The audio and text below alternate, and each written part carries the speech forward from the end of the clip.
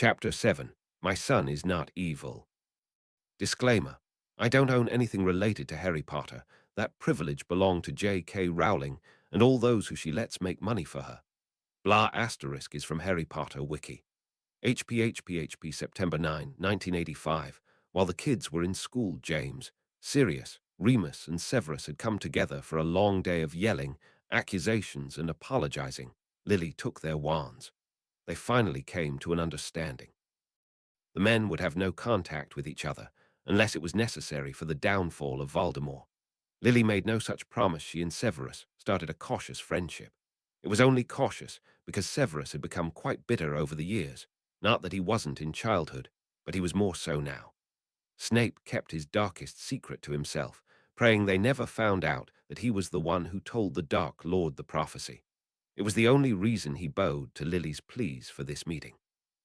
Lily, after finally hearing that Sirius had almost killed Severus by sending him to Remus on the full moon, and then having Dumbledore just sweep it under the rug, understood where the bitterness came from. She scolded her men, except Remus, who was innocent in all of this, and apologized to Severus for not seeing that something had happened that year. James could be said to be innocent as well, but for the fact that he and Sirius had never once let up on Severus, making as though it was quite okay to lead a man to his death. James agreed to not prevent or even comment on their friendship, well, not to Lily anyway. The men also agreed that if they had to be in the same room with each other, they wouldn't antagonize each other, and there will be no snide comments or pranks. They probably wouldn't even speak to each other, as none of them were known for their control, except Remus.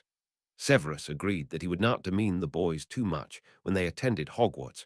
However, he couldn't be seen giving them any special attention, and would more than likely make snide comments on their brewing skills, no matter how good they were, unless they were sorted into his house. He had to make sure that the Death Eater families, though he was still a spy for Voldemort. He had kept in contact with some of those families to spread that lie, telling them he had used Dumbledore's policy for second chances to keep him out of Azkaban.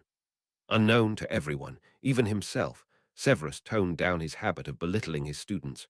Now he simply snapped at them if they mess up, instead of bemoaning them as moron and dunderheads. The students noticed, but they weren't going to tell. His lesson plans even changed, so that more theory was taught. Severus would be better equipped than Remus for getting things in Nocturne Alley because of his dark mark. Plus, that might give him an edge to the Death Eaters, thinking he was trying to find a way to get his false master back. Lily had convinced him to get her some more research material and to not tell Dumbledore. If Dumbledore knew she was looking into why Voldemort was still around, he might go to the Wisengamot and tell them she was a dark witch and try and take her children again. December 24, 1985, Lily and James decided to take the boys, Sirius, Remus, and the Longbottoms to the London Zoo. They had been going Muggle London since the boys turned 5, so the twins would be well educated on Muggles. They usually went to theme parks. The look on all the purebloods' faces the first time was hysterical. Sirius, being the speed junkie he is, loved the rides. This time, however, they were going to the zoo. Harry had seen the advert on the internet and wanted to go. Since it was Christmas time, everyone was off work, so they decided to go now. They went to all the shows, had some lunch, and picked up many souvenirs for all their friends from school. Well, where should we go now? Lily asked. It was getting close to closing time, but they had an hour to see one more exhibit. I want to go and see the snakes, please, Harry said almost pleadingly. He had heard the snakes on the internet, and they were funny. Okay, sweetie. Is that okay with everyone else? Lily asked as she looked at everyone to see if they were in agreement. Everyone nodded their heads or gave confirmation, so they headed to the reptile house. There were snakes and lizards of all kinds in glass displays. When they got into the exhibit, Harry started giggling. Gary leaned to his twin and said, "What are they saying, Harry?" "They're complaining that they're not getting enough to eat, and they're making fun of all the people staring at them," Harry whispered back. "See that snake over there, the big green and black one?" He just called the fat man in front of him a walking walrus with a mustache. Harry giggled with his brother.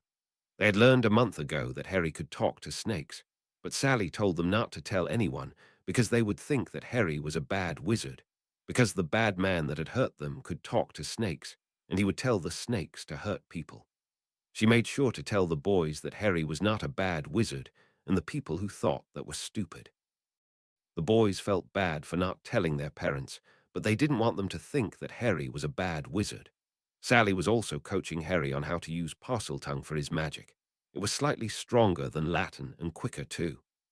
Gary was a little depressed that he couldn't talk to snakes.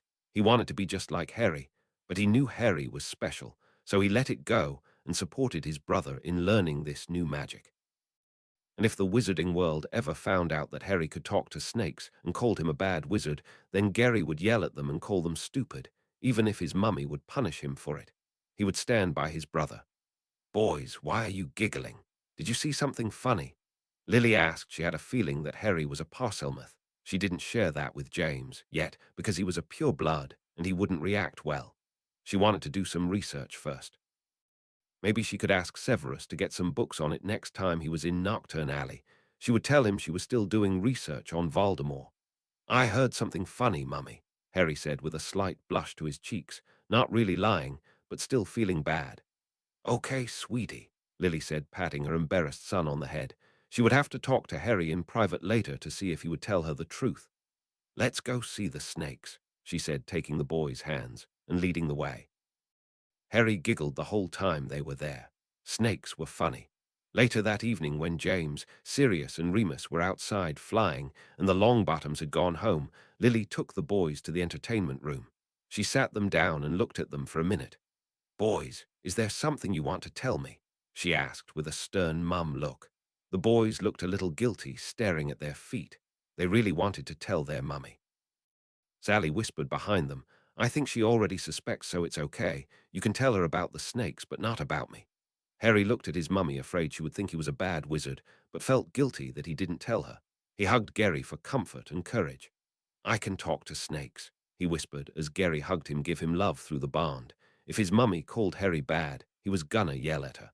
"How long have you known you can talk to snakes, sweetie? And why didn't you tell me?" "I hope you know you can tell me anything," Lily asked, gently, not wanting to make Harry any more afraid than he already was. It broke her heart that he felt he couldn't trust her. "We knew in November. We had heard Daddy say that it was evil to talk to snakes, and we didn't want you to think that Harry was an evil wizard. We're sorry." The boys were crying now. They really didn't want their mummy to hate Harry. "Oh, sweeties, Mummy will never think you are evil wizard. Mummy raised you to be good boys. And even if you ever did go bad, Mummy will love you anyway. That's what mothers are for," Lily said, getting up from the sofa and giving her boys a big hug to make sure they knew she loved them. "I'm going to tell your daddy later. I don't want you to tell him yet. Let Mummy tell him so that he understands. Okay?" Lily said decisively. She would make sure those men understood her son was not evil. "Okay, Mummy," both boys intoned, still sniffling. They were just glad their mum still loved them, and she said she would always love them, even if they were bad, which made them feel much better. "Okay, why don't you boys go and get ready for bed?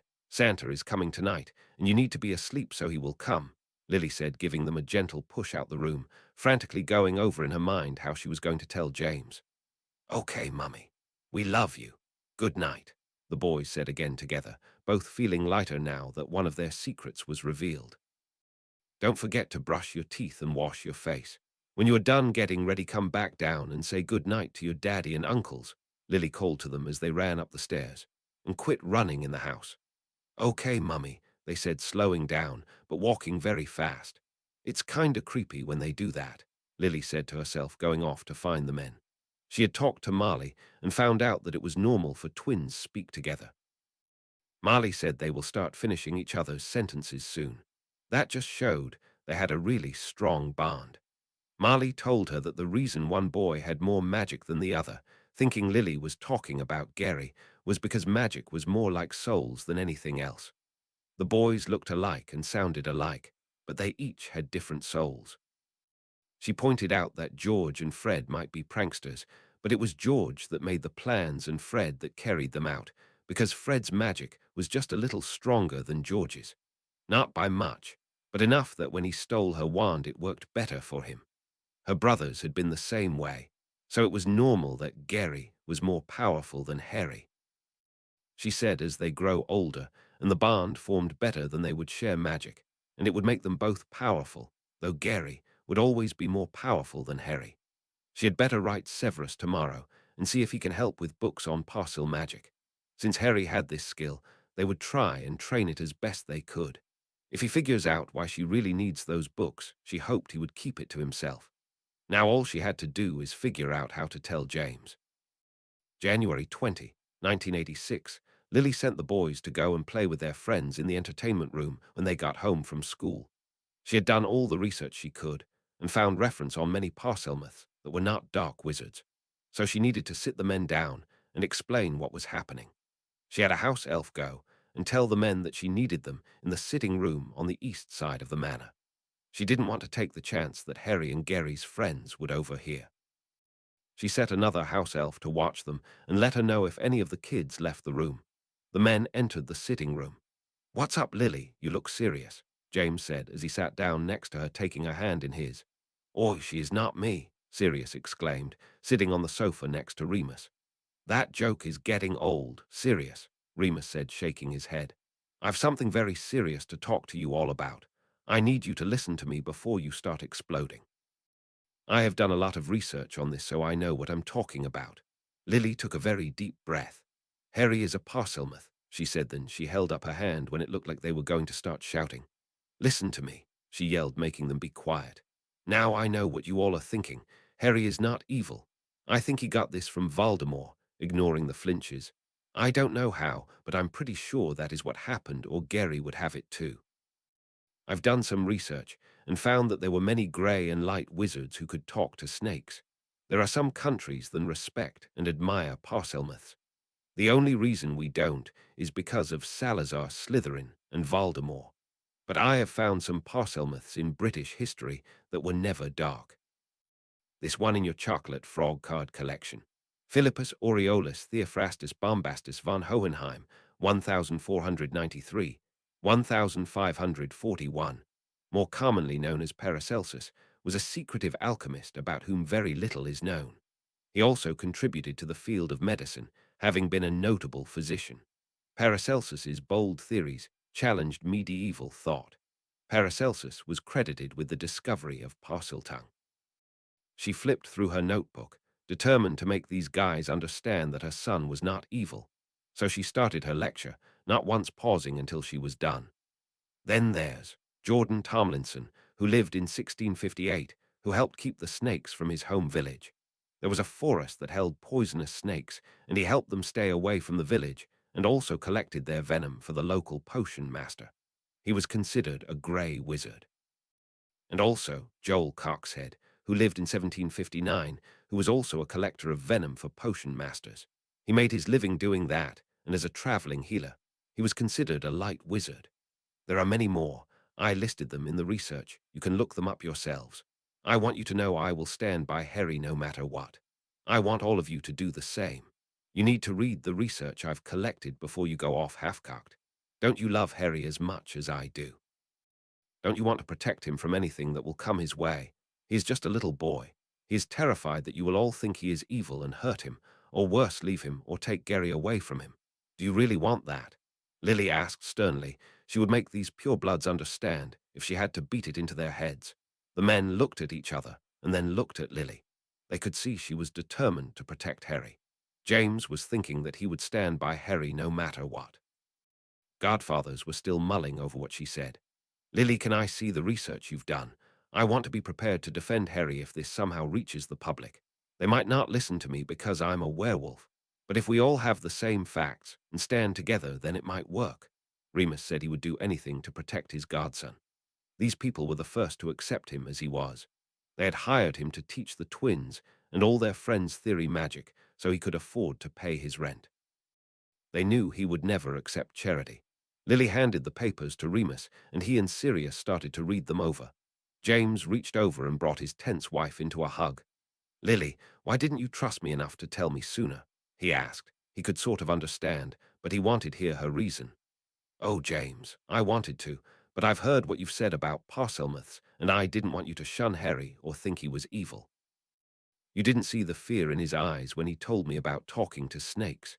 He was terrified. I needed to make sure you all understood that the public opinion on Parselmouths was wrong." Lily cried, feeling bad that she didn't trust her husband, but her boys came first. It's okay, Lilyflower. I kinda understand. I've said some pretty hateful things about Parselmouths, so I get where you're coming from. I'm just upset that my family didn't trust me enough to know I love them, James said, hugging her tighter. I'm sorry, James, she said, leaning into his shoulder. It's human nature to fear the unknown. I didn't know how you would react after everything you said, Lily said, hugging him harder, drying her tears. She was happy this was turning out well. We stand together, no matter what. As long as you don't cheat on me, you can tell me anything. That is what family is for. Hear, hear, Sirius said after reading the papers. He now knew that everything he had been taught was wrong. We stand together. Okay, Lily said, sitting up and looking at the men and seeing acceptance in their faces. We'll sit the boys down after supper and explain that we're all on the same page and that we love him no matter what. That night, they did sit the boys down and explain it to them. The relief in Harry's eyes was enough to know that he had been really scared. They did remind the boys that the public would think he was an evil wizard and that he needed to keep this a secret. He couldn't tell his friends yet. Maybe when they were older and could understand better. They told the twins that they could come to them with anything. The boys were really happy and felt safe, but they were feeling guilty that they couldn't tell them about Sally. Maybe. They would talk to her tonight or tomorrow and plead with her to let them tell their family. After all, she had been wrong about this. Chapter 8. Mum, Dad Meet Sally. Disclaimer. I don't own anything related to Harry Potter. That privilege belonged to J.K. Rowling and all those who she lets make money for her. HPHPHP January 21, 1986. It was getting close to supper time, and the boys were going over what they should say to Sally. They really wanted their parents to know about her, but they were afraid on how they would react. They trusted their mum and dad as much as they trusted Sally. And after last night, they trusted their parent even more. I think she'll understand if we just explain that if they catch us talking to air, they might think we're crazy. I mean, we can't say she is a ghost, because everyone can see Ghost and Dad would know if there was one in the manor, Harry said as he followed his brother into the game room. I know, Harry. I'm not arguing with you about that. I just don't think we have to trick her. I want them to know too. I just think we should come up with a stronger argument than that, Gary argued as he sat on one of the sofa. Harry sat next to him and huffed. Well, what do you think we should say? Look, I think it is time we told them everything. We should tell them how much magic we can do and how smart we really are, Gary said, picking up a book off the table and thumbing through it. I think we should explain to Sally that we think it's time to let them know how much we trust them. It'll help us in the future if they know how many players there are and everyone can plan together. It only makes sense. Both Sally and our parents have done so much for us to make the future easier. Gary put the book down and turned to his brother and waved his hand indicating the room and continued his points. This room and our friends from Mum and Dad.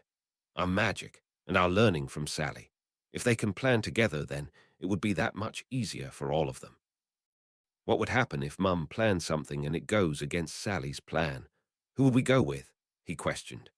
We need to present a united front when we get to Hogwarts, because I don't trust Dumbledore, not after he tried to separate us as babies. He thinks I am the boy who lived, and I wouldn't put it above him to try and separate us when we get there, the younger twin said, with a little depression and worry. He really didn't want to be the boy who lived, and he didn't like that everyone ignored Harry. They had made great progress with kids their age and younger. All his friends, except Ginny, just saw him as just another boy, but there will be hundreds of kids they didn't know when they got to Hogwarts. All those stupid books that they couldn't get off the shelves because they were listed as fiction, and they didn't use his real name, just called him Boy. Who lived, or BWL, so legally they weren't liable, make him out to be some kind of wizard prodigy. And the stupid public was eating it up. If it weren't for the Muggle world, Gary would never be able to leave the house. I know, Gary, Harry said, giving his brother a one-armed hug. I think we can trust them too. If they didn't get angry at the whole Parselmouth thing, then I think they can handle this. Do we bring Padfoot and Mooney in this too? If we are going to tell Mum and Dad, then we might as well tell the whole family. What about Neville and his parents?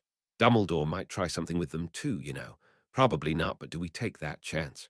He asked all the questions crowding his brain, which frustrated and worried him. Harry knew that their parents didn't want them to grow up special. They just wanted them to be normal little boys. But he didn't think the public was ever going to let them do that. He felt really bad for Gary. It was supposed to be Harry that got all the attention, not that he'd like it any better than Gary did. But he wanted the attention off his brother so Gary could go out into public and not have to worry about all those retarded people. That, and he could tell Gary was very depressed about not being able to walk down the alley with his friends. Sally appeared behind the boys. They seemed to forget that she was almost always around them. She had delegated all her responsibilities to her minions, and she was to only be contacted on really tough cases where the person refused to move on. The rest of the time she was here with the boys. "You forget I can hear you boys," she said, causing the boys to jump. "I've heard your arguments, and I agree on some things. You know, I can't read the future, I only get vague feelings. I have been around for a long time, and I understand how humans think better than you do. But you were right about the whole Parselmouth thing, and that we should have told you Mum right away. She would have done exactly what she did, research and talk to the men." She got a thoughtful look on her face as she sat in front of the boys. "So I think we should tell your mum and dad and uncles." Then she held up her hands and continued, "But right now that is all. I need them to promise not to tell anyone. I'll ask them to take a vow to stress how important what we are about to tell them is. And if they don't know a clumency, then they need to learn it before you go to Hogwarts. How much magic you've learned and how smart you are secrets that cannot get out to anyone outside your family. Not yet anyway, maybe later when your friends are more mature or you know more about them. So when do you think we should tell them?" "I really want to get this done as soon as possible. I don't like keeping secrets from my parents," Harry said as he sat back down on the sofa. Gary sat beside him and waited for what Sally would say. Sally leaned forward in her chair and looked both the boys and stated decisively, "I think you should ask that they all come here after supper. Ask your dad to make sure your godfathers are here as well. Tell them that it is very important." "Okay, Sally," both boys intoned, getting off the sofa to go and wash up for supper. Later that night after supper, right before everyone left the table, Gary spoke up. "Mum, Dad, we have something we need to tell you. Can you call Padfoot and Mooney? We need to tell them too. It's not something bad, promise," he stated at their expression, and he held his hands up to calm the parents down. "It's just something weird that we feel you should know about it." "Is this something I'm going have to yell at you or ground you for?" Lily asked, worried. It was only yesterday the adults talked about Harry being able to talk to snakes, and she wasn't sure if they could handle anything bad right now. "No, yes, maybe. I'll tell you that we've been keeping a secret for a very long time, but we had a really good reason. And we want to tell you now, but we want to tell everyone at the same time. Can we meet in the game room?" Gary asked as he and Harry, as one, jumped from their chairs and ran out of the room before his mum answered. They ran to the game room and sat on the and waited. Lily and James looked at each other in shock.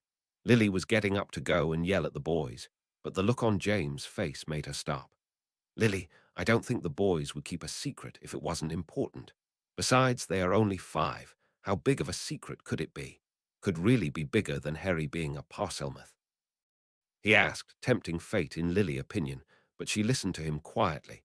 He was making sense, after all. "Why don't you finish your tea, and I'll go call Padfoot and Mooney. I'll get Taffy to tell the boys we'll be there in a minute. But you need to calm down before you go." James said he knew his wife had quite a temper, but it was not needed right now.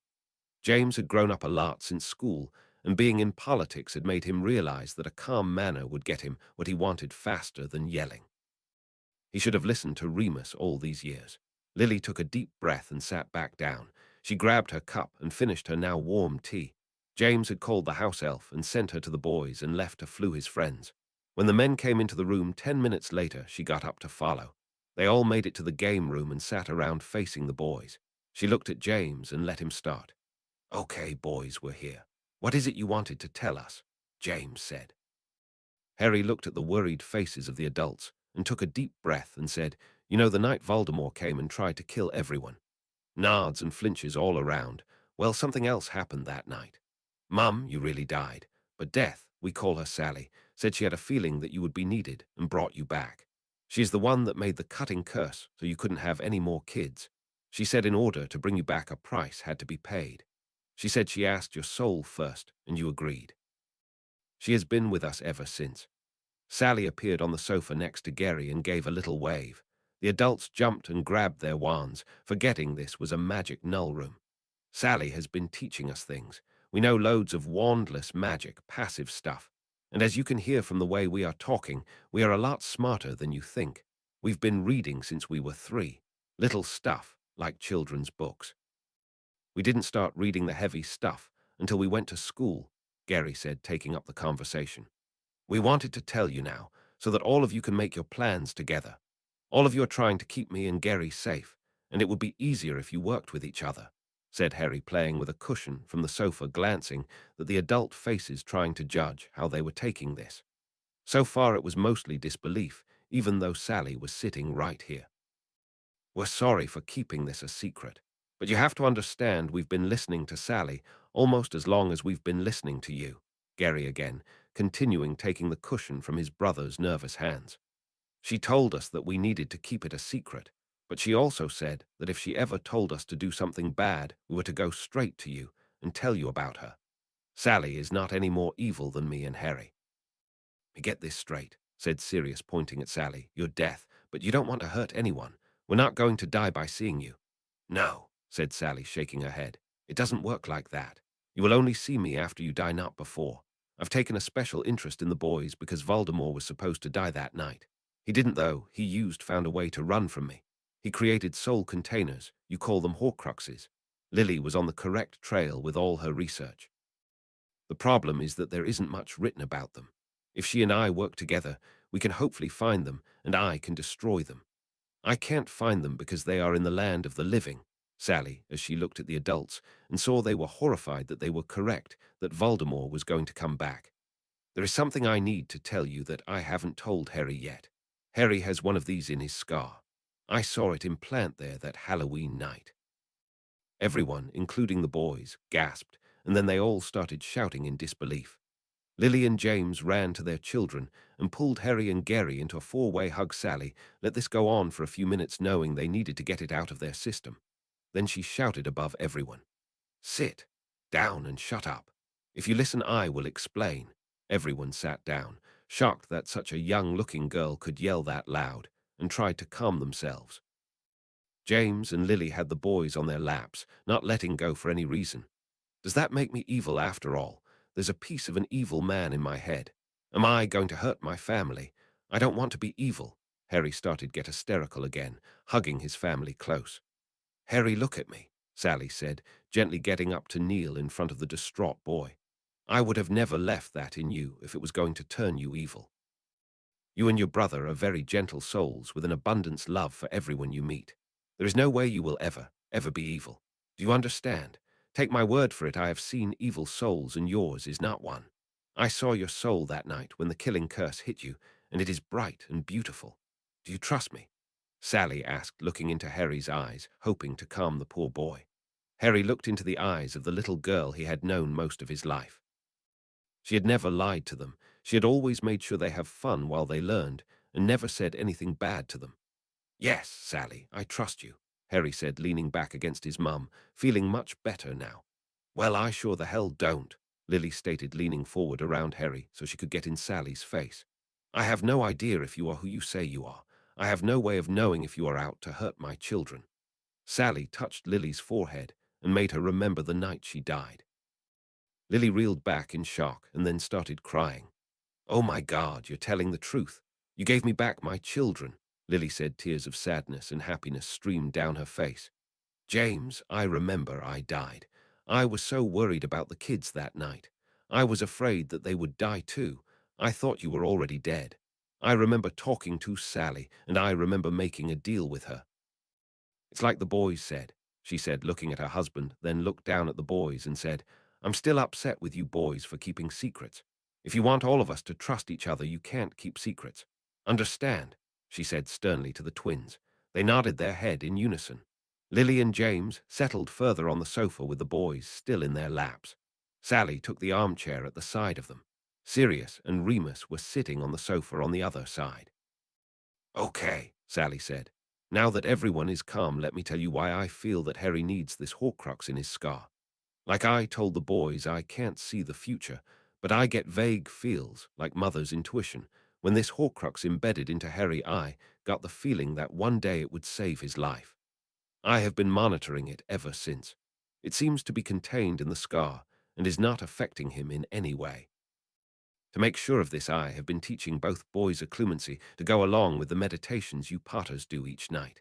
Every one of you that doesn't know this technique will start learning it tonight when we are done talking.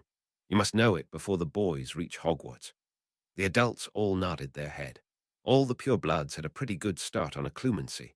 It was taught to all purebloods when they were young. Remus didn't have to worry about it. The wolf in his mind kept everyone out. James made a promise to himself he would help the boys and Lily learn it. Now that you all understand how important all this is, I need vows from all of you that you will not reveal anything that has been said or will be said this night or any time we discuss what we talk about, Sally demanded, looking into everyone's eyes. The adults looked at each other in silent discussion. After a few minutes of this, there was a nodding of the heads. Lily and James put the boys on the sofa, and the adults left the magic null room and went into the hallway. They deliberated how they were going to phrase the vow, because vows can be tricky things. They finally decided to keep it simple, yet all-encumbering. The vow they all took was thus: I insert name here, do vow on my life and magic that I will never tell anyone not in my company right now about Sally, also known as Death, or anything she says that is so noted must be kept secret on this night or any other time.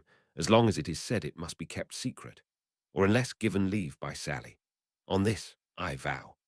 After the vow was spoken, and everyone returned to the game room positioning themselves the same way they were before, Remus spoke for the first time.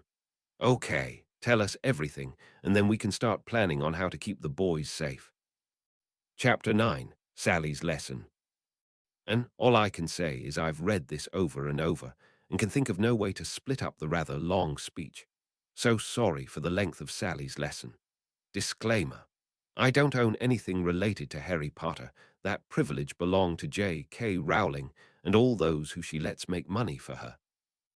HPHPHP. Still January 21, 1986. Sally looked at the anxious adults and sighed and began her lecture.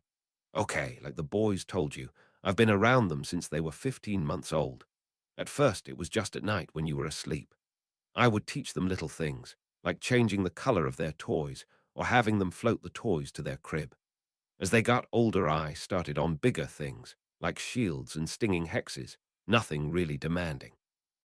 I'm the one who told the boys not to tell you. I heard you talking some nights just wishing that you had normal little boys and that you wished you had never heard of the prophecy.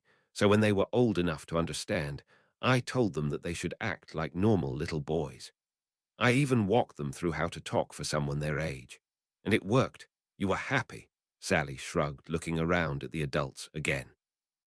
At first, they reacted like any other child, and it was great fun keeping a secret from adults and playing pretend. Then, as they learned to read and started, think logically, they wanted to tell you about me. But I told them no. I told them you wouldn't understand that adults were scared of death. After we discovered that Harry was a Parselmouth, we started to become worried that you would reject him, she said, and held up her tiny hands to ward off the protestations. I know now that I was wrong and I'm sorry, but can you really blame us? Think of your initial reaction and tell me the first thing that popped into your head wasn't horror, and then denial, and you probably thought, my son is not evil. After the boys saw that you would love them no matter what, they decided to come to me and convince me to tell our secret. The men looked sheepish. It had been their initial reaction. Thank Merlin, Lily was more level-headed than them. Had it not been for her research, then it might have been harder to overcome years of teaching. There isn't much more to tell, just that the boys are very smart and can do limited wandless and wordless magic, the deity continued after noting they were still paying attention. Harry's better than Gary, but they are both pretty good. Now that you know, you can help by seeing if you can't get their friends caught up with at least Gary. Not in intellect, just in magic. The boys were born smarter than their friends. I'm sure my sister Fate had something to do with that, because they are smarter than even Lily was when she was younger. However, if you get their friends to start thinking logically, it would help. I've noticed most wizards lose their common sense when they really start doing wand magic. She pointed around the room. Including you men, So lessons in logic might benefit you as well. If you quit making everything about pranks, there might be help for you yet. Lily silently agreed. She was already making a list of television programs and websites that would further the children's knowledge along. There is much to learn on the internet. Many self-help sites will help get the brain ticking. Hogwarts goes a long way in reducing logic by telling the young children not to question why magic happens, just accept that it does. People like Lily and Severus are among the few that graduate Hogwarts and still have logical thinking. Most Muggle-borns or raised are so caught up with magic they forget everything they were taught in primary school. This is one of the reasons that I brought Lily back. She has kept James on his toes mostly since they've been married. James then kept you too, Sally said, as she pointing back and forth between Sirius and Remus. On your toes, sorta. Remus has always had a pretty good head on his shoulders, however. He lets his wolf decide too much in his life. She shrugged at Remus, who knew what she was saying was true, and nodded his head in agreement. The rest of the adults stayed silent, wanting to hear what she had to say. The boys were leaning back, trying not to fall asleep. They already knew what was happening. What we need to do is to continue doing what you're doing, Sally continued, and looked at Lily. Maybe add some Muggle moral stories to the kids' playtime. Those kids' shows on the television help a lot. This will keep the kids wondering and thinking for themselves. I can't stress how important this is, she said sternly, with a mild glare. You guys did the right thing bringing them all together and putting them in that school. We also need to make plans on how to keep all the kids together when they get to Hogwarts. Dumbledore will try and separate them. After all, house rivalry is tradition. I have a feeling that it might work on a few of the boys' friends, but if we can get the rest to continue to think for themselves, then the boys will have a large support group. Maybe they can start reuniting all the houses like the souls of the founders tell me they want, Sally said, looking off into the distance, seeing the souls of the founders nod in agreement. Wait, you can talk to the souls of the founders. Didn't they pass on to I don't know, higher realm or something? Sirius said, looked around trying to see what Sally was looking at. Of course I can talk to them, Sally snapped as she brought her focus back on the group. I'm Death, I know all souls that have passed on. They come to the Crossroad realm to look at the living world to see how much has changed. The founders have been moaning to me for centuries about how divided the houses in Hogwarts are.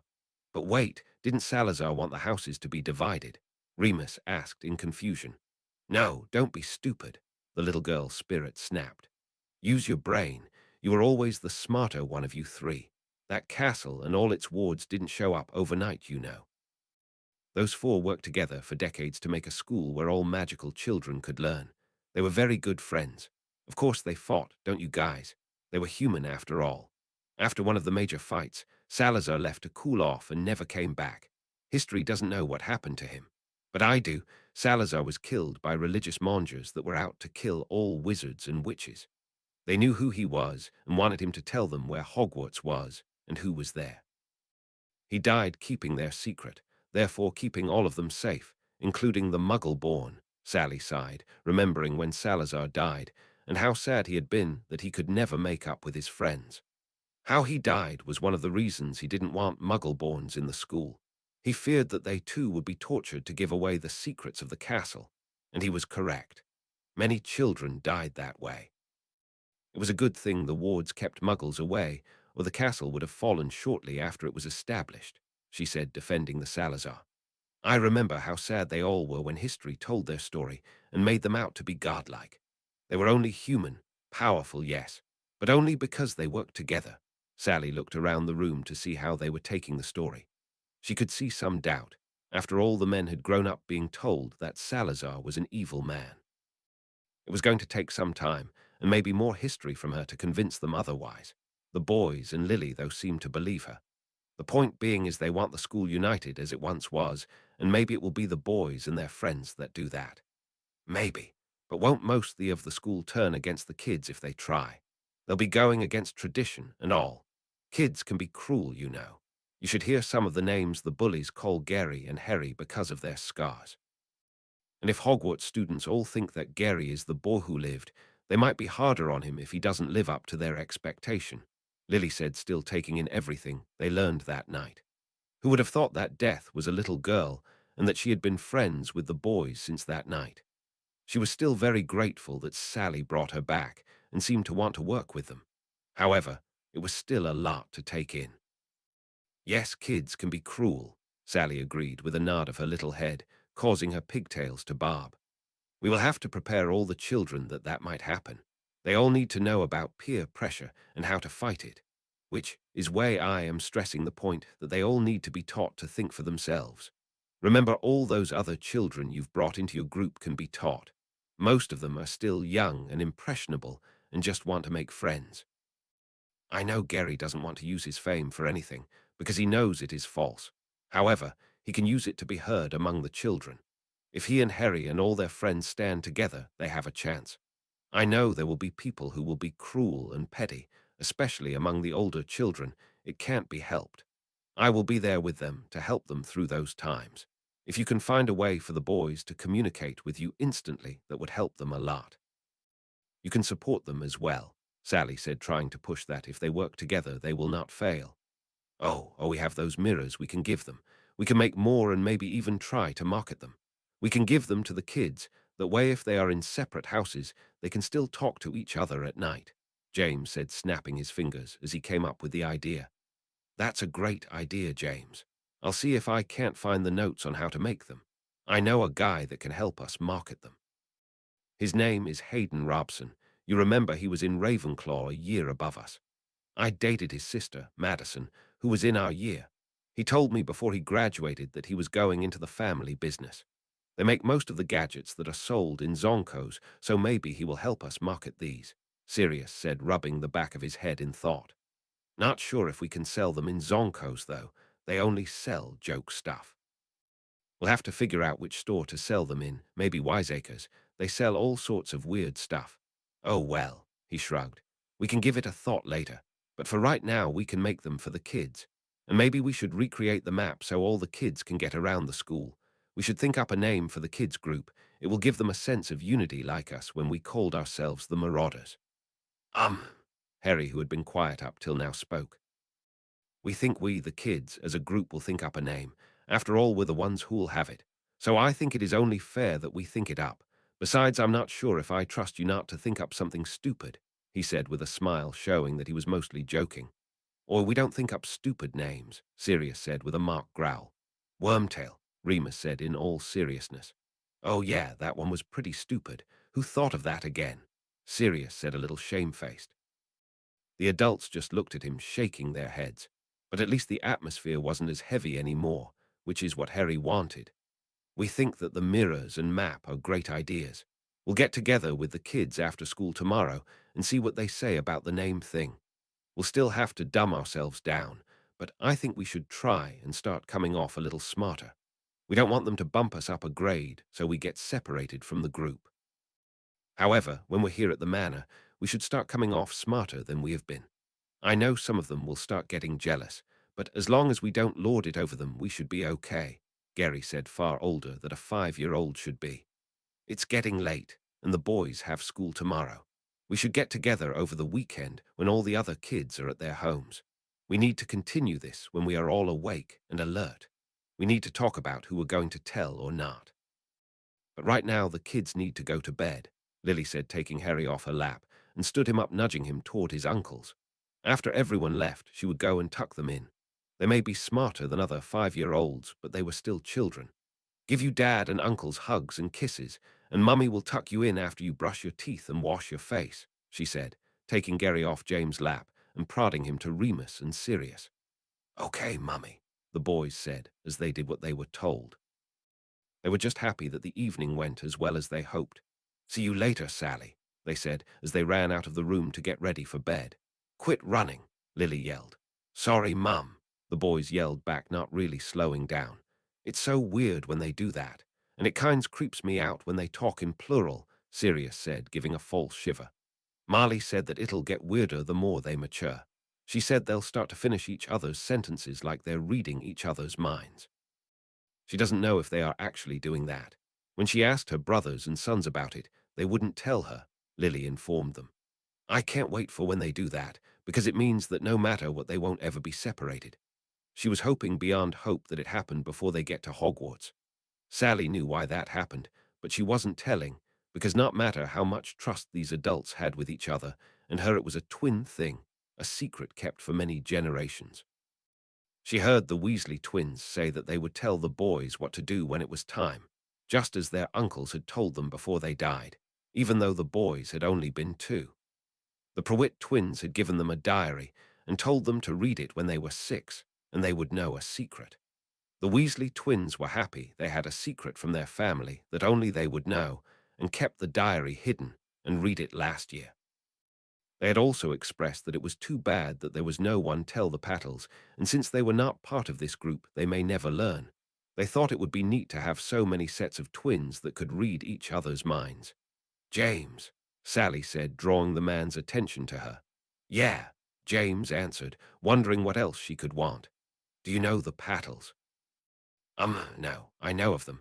I remember thinking about them when the twins were born. They had a set of twins born a few months before the boys. Girls, I think. I remember reading about them and thinking that it was good thing the boys wouldn't be the only twins in their year. James said, his forehead wrinkled as the remember what he had read. I think you should find them and befriend them, maybe see if they will let their girls go to school with your boys. I have a feeling those girls will need the boys' help with something. It would be easier if we get them together now so a trust can form. Okay, I'll look them up tomorrow when I go to the ministry. More children are always welcome, James said as he tried to figure out just how to do that. The Pattles didn't have political clout because they were foreigners. Maybe if James sponsored them, they could get a better foothold here in Britain. It was something to look into. Okay, well, I'm off. I have things to do. You won't see me until the weekend, but I'll be around, Sally said as she faded out of sight. That's creepier than when the twins talk, Sirius said with a real shiver this time. This whole night had been weird, and it was going to take a few days to get it all sorted out in his brain. But now that he was going to start a clumancy again, it would be easier. Well, I'm off too. I want to go to sleep and see if the world rights itself in the morning. Have a good night, everyone. He slapped his hands on his knees and got up from the couch. Good night, Padfoot. See this weekend, if not sooner, James said, waving off his best friend. Hold up, Padfoot, and I'll walk with you. Night, James, Lily, Remus said as he joined Sirius at the door. Night, boys, Lily waved them out. Let's go to bed. I need to tuck the boys in, so I'll join you in a minute, she said, giving James a kiss on the cheek. Okay, sweetheart, I'll see you in a few. They separated, and Lily went to the boys' room. She gave each sleeping boy a kiss on their scars and hoped that tomorrow wouldn't hold any more surprises. She went to bed, cuddled up with James, and went to sleep.